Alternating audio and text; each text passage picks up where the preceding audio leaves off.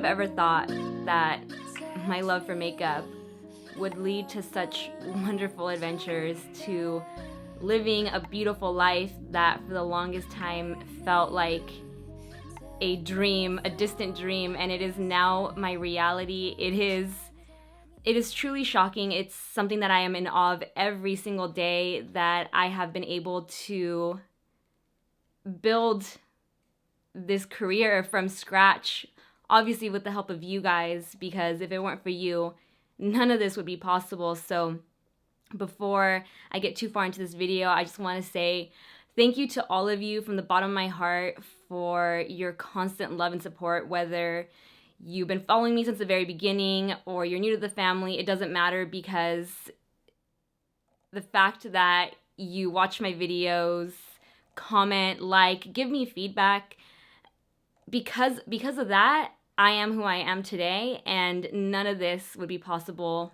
without you guys. And the whole reason I ever started this channel was to help all of you, and this relationship means more to me than you could ever know, because if you guys disappeared tomorrow, I would disappear as well. So before I get into too deep into this video, I just want to say thank you guys for a wonderful 2018, for a wonderful couple years. I've been on YouTube now for about 4 years or so, and it has been the absolute best 4 years of my life, and I have you guys to thank for that. So I thought by doing this video, I could help those of you out there who watch me and are maybe wanting to do the same thing, or whatever it is that you want to do in life, whatever your true passion is. I'm hoping that this video will help encourage you to pursue those passions, even if the odds are against you, even if you have people in your life telling you that it isn't possible. I'm here to tell you and to reassure you that it is possible. If you put your mind, your heart, your soul into what it is that you love, you will achieve whatever it is that you want to achieve in life. And I truly believe that I am proof of that, because if you were to ask me as a kid what I would be doing in the next, I don't even know, like 10 years, I couldn't even tell you where I would be in the next 5 years. This definitely isn't something that I would have ever imagined could have been in my future, could have been possible for my future. I come from a very traditional Mexican household, which if you're Mexican, you know, it is very ingrained in you from the very beginning that you will work hard, you will go to school, you will be educated, you will have an incredible job, and the rest is history. The idea of doing something creative like makeup was absolutely terrifying. It took me a very, very long time to have confidence when saying I am a makeup artist or I want to be a makeup artist, because it seemed so silly at the time. It didn't seem like a real career. It seemed like something that would really disappoint my parents, because they obviously paid for me to go to college. I went to San Diego State University. I graduated with a bachelor's in journalism and media and a minor in psychology. And it's not even that it would disappoint them. It's just they would want me to go the traditional route, and makeup seemed almost like a hobby at the time. So back in 2012, I packed up all my stuff and moved up to LA without an apartment, without a job, with hopes of making it all work. I moved on a whim because someone had told me, stop saying you're trying and just do it. And that's exactly what I did. Within a month, I was able to land a job as a production assistant I was working for a division of NBC, the NBC network. And I couldn't even tell you what it is that I wanted to do in television. I did not have a passion for it. I still don't have a passion for it aside from watching my favorite TV shows, but I couldn't tell you what it is that I wanted to do in TV. It just felt like the natural route to take after having studied journalism was to, hey, go work in TV production, because that's what you're supposed to do. I ended up despising working in television. I did it for about a year and a half when I realized, wow, I'm so unhappy here, because I don't know where I want to take this. I don't know what I want to do in TV. But what I did know is I loved makeup. I had always loved it, but being on set And seeing the makeup artists work in the makeup room and being in the makeup room made me realize this is a job. Look at these people doing makeup as a living, and it looks so fun, and I loved it so much. But again, the thought of saying I want to be a makeup artist sounded so silly. But after a year and a half, I finally got the courage to leave my job because I was just so unhappy that I couldn't get any unhappier at that point. I something needed to change. So I decided to get a job with a makeup brand at a makeup counter because there was no way I could afford makeup school. But I knew I needed to improve my makeup skills because up until then, I had only ever worked on my own face and not others. And if I wanted to make this a career, I was going to have to do makeup on other people. So by getting a job at these various makeup counters and freelancing for these various makeup brands, I could essentially practice trial and error. So when people say fake it till you make it, I am the true definition of faking it till I made it because I had never held a makeup job in my lifetime, and I would put on my best outfit, do my best makeup, walk into these makeup counters, and hand the manager my resume and say, yes, I'm a makeup artist, hire me. I still remember the day that I walked into the NARS Melrose boutique. That to me was the ultimate goal at the time. I wanted to work at that boutique so badly because NARS has this prestige around it, and the artistry from NARS is just so beautiful. I think the level of artistry is definitely up here, and at the time when I was applying, I was down here. And I remember it was one of the first places I ever walked in, and never having held a makeup job or worked at a makeup counter, done makeup on other faces, walking in there, I had zero confidence, and I think it totally showed when I walked in. I mean, I was taken aback. The store was stunning, spotless. All the girls had the most perfect makeup on. Their hair was pulled back in a chignon. They were wearing their crisp white collared shirts, and I walked in and immediately thought, what am I doing here? Needless to say, I didn't get the job, didn't even get a call back, but I did manage to get a couple other jobs freelancing for YSL, Armani, Bobbi Brown, even Perricone, the skincare brand. I also worked at MAC for a brief moment in time. The counter inside Nordstrom at the Grove wasn't my cup of tea. It was a very stressful job.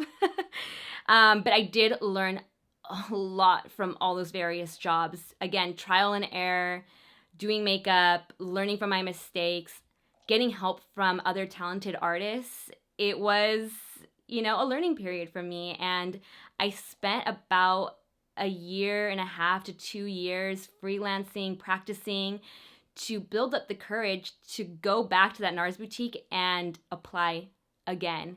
And yes, the same people were still working at that boutique from the first time I had gone in and gotten denied. But this time, when I walked in with my resume, perfect makeup. I still remember I was wearing, it was one of the red velvet matte lip pencils, not Dragon Girl, Cruella? I believe it was Cruella. I still have the photo too. If I can find it, I'll pop it up right here. I walked in so confident. My resume was outstanding. Bobbi Brown, YSL, Armani, and I made it look like I had been working at all these places for like years when really it was all bunched in at around the same time, which was a Nordstrom no-no. You're not supposed to work at Nordstrom and work for outside brands, but I was determined, so I did it and was very, very sneaky about it and got away with it. But I walked into that NARS boutique, handed them my resume. They were impressed by my past jobs, and I got the job at NARS. Second time was a charm. And when I started working there, I realized I wasn't the best makeup artist, but I was good, and I knew I could get better. And that is really where I refined all of my skills. I really challenged myself. I was placed in the most uncomfortable positions. I still remember one of the first clients I ever did was going to a red carpet. First time ever doing makeup at the NARS boutique, and I had no idea what I was grabbing, what I was putting on her face. I was just like hoping and praying that she would come out looking stunning. And I could see the client getting frustrated with me, but it worked out in the end. She loved it, kind of loved it. she made it to her premiere, let's put it that way. But I learned so much there, and this book right here, that I want to talk to you guys about, has so much meaning to me because this book used to be on the shelves inside of the NARS Merle's boutique, and we would always reference this book because Francois NARS, the owner of NARS, owns an island in French Polynesia, in Bora Bora, called Motutane, and it's photographed in this book. And we would always talk about his love for French Polynesia, the culture, his island, and relate it back to the products, because so many of the products that he developed is from direct inspiration he got from his time on his island. And me and my coworkers would joke about what it would be like to go to that island, rent it out, throw a party there, and we would look up how expensive it was. I mean, I think it's selling now for like $50 million or something like that. But we would just dream up all these crazy ideas, and I have so many wonderful memories from my time working at that boutique. I even started my YouTube channel there. In 2015, I started my channel. I used to ask the managers if I could borrow some of the NARS makeup because I couldn't afford to actually purchase it. So I would ask them if I could borrow it to film a tutorial and then bring it back the next day. So that was essentially my routine. I would film prior to going into my shift and then edit afterwards and upload my videos. And after a year of doing that, I decided to leave a job that was so secure for something that wasn't and pursue YouTube full time. But what I realized is that I truly loved that feeling I would get when a client would thank me for making them feel just a little more beautiful that day, teaching them how to properly apply bronzer or make their eyes look a little bit bigger. It was the little things like that that I found so satisfying, and it made me feel very fulfilled. And the fact that I could do that on YouTube and teach everyone in the masses my little tips and tricks, really, it ignited my fire. It really motivated me to keep going, because those little comments that were like, I tried your technique and I got so many compliments on my eyeshadow today, or I do my foundation so much better now because of you. Like, little things like that really just, they make my day. They totally outweigh any negativity that could come from being online. And fast forward to this past November, this book came back into my life in the strangest way possible. I got a phone call from the NARS team, NARS headquarters, inviting me to visit the island that I would talk about every single day at that boutique.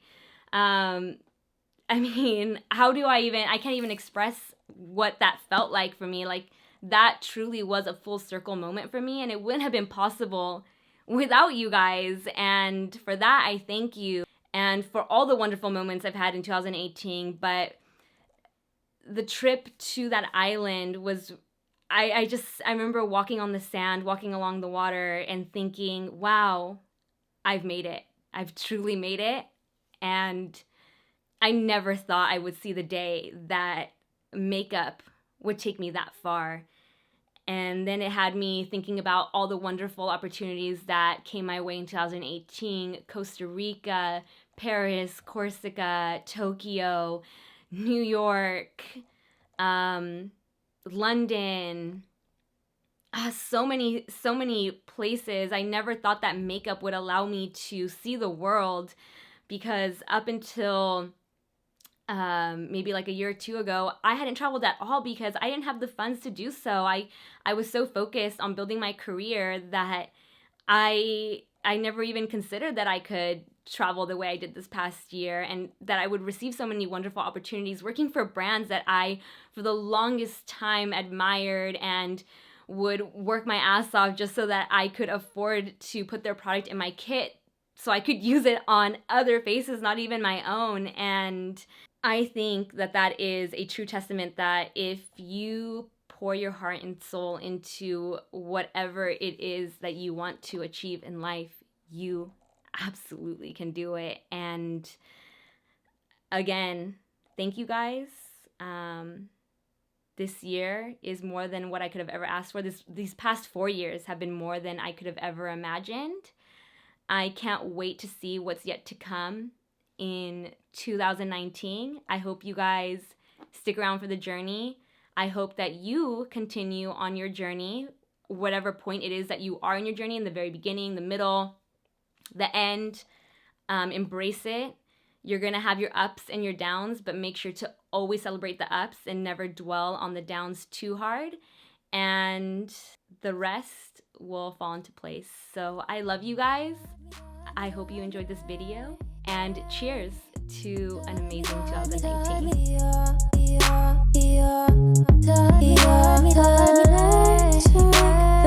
Covered in your water and I'm feeling like a summer breeze. Submitted under power and you brought me to my knees.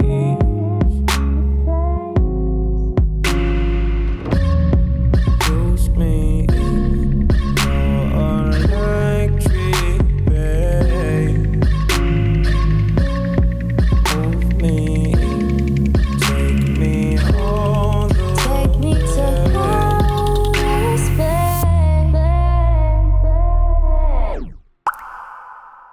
Turn me, turn me, turn me, turn me, turn me, turn me, turn me, turn me, turn me,